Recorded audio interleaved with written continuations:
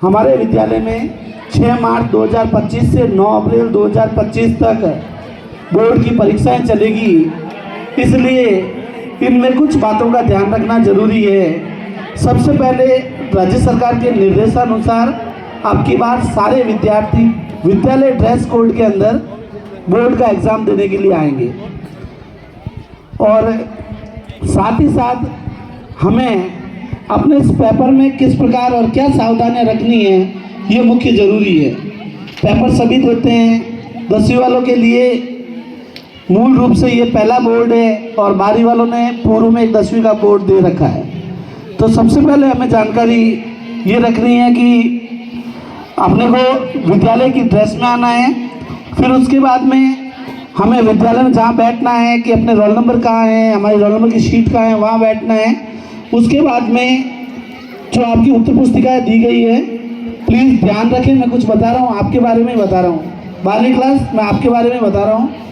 उसके बाद में आपको ये देखना है कि आप अपना रोल नंबर सही तरीके से अंकन करें, क्योंकि जब उत्तर पुस्तिकाएँ जाती है तो वहाँ पे ना विद्यालय का नाम लिखा होता है, ना जिले का, ना ब्लॉक का नाम लिखा होता है, सिर्फ रोल नंबर ही महत्वपूर्ण होते हैं। इसलिए रोल नंबर में किसी भी प्रकार की कोई कोताही न बरतें।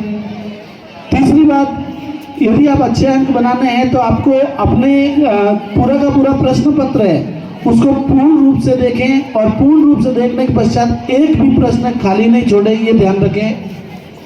चौथी बात इसमें है कि आप अपनी जो भी प्रश्न दिया हुआ है उसकी शब्द सीमा का विशेष ध्यान रखें। शब्द सीमा के अभाव में कई प्रश्न होता है कि जो 2 नंबर का होता है और उसका उत्तर अपन बड़ा लिख लेते हैं, और या कोई प्रश्न ऐसा होता है कि जो 4 या 5 नंबर का होता है उसकी शब्द सीमा 80 से 100 शब्द होती है और हम उसे 3 या 4 लाइन में लिख के छोड़ देते हैं। इससे जो परीक्षक है, जांचने वाला है, वो आपको पूर्ण नंबर नहीं दे पाएगा।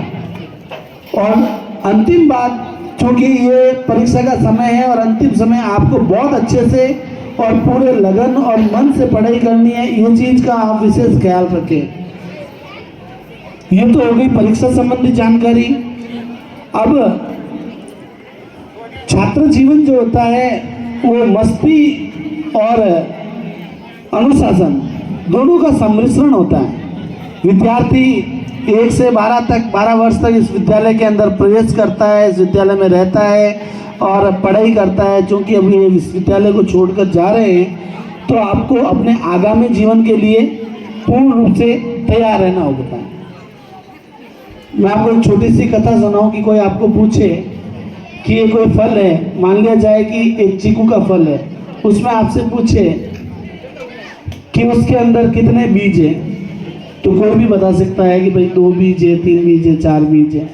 लेकिन ये बताया जाए कि उस बीज में कितने चीकू है, तो बात जो है उसके लिए सोचना पड़ता है और बता भी नहीं पाओगे।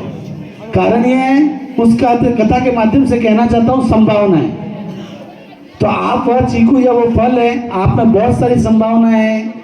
आप IAS, RAS या IPS, RPS और अन्य जितनी भी जो सर्विसेज है उसको आप प्राप्त कर सकते हैं।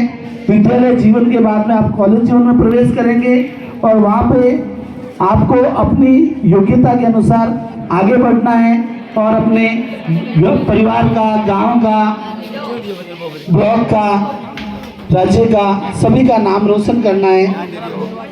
इसी के साथ आपकी सफलताओं की कामना करते हुए मैं अपनी वाणी को विराम देता हूँ। धन्यवाद।